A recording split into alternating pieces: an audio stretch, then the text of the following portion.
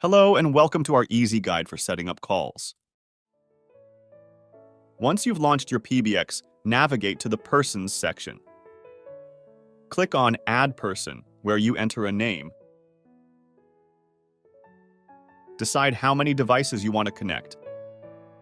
And if you want to forward calls to a number, you can add it in this section.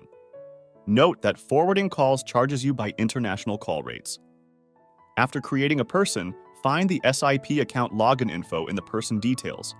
You can use this information to register your account in apps like ZoePer. Find a guide below this video. To record outgoing calls, simply select the email address where you want to receive them in outgoing calls delivery. If you have multiple accounts or you have added your number, choose which accounts or numbers should ring and for how long. For instance, your device or application can ring for 30 seconds before forwarding the call to your number. Remember to press Save before closing. Under Delivery, you can add different email addresses to receive notifications, recorded call files, voicemails, and faxes. The Media Center is where you upload audio files for various PBX purposes.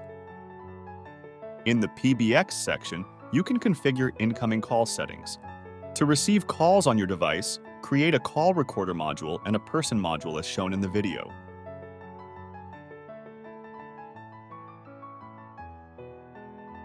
Then connect them to your phone number like this. For setting up voicemail, create a voicemail module. You can also upload a file here if you haven't already. Choose your email and connect your person. This way, incoming calls are recorded as your devices ring per the person's settings. If unanswered, the call redirects to voicemail, and the recorded message is sent to your email.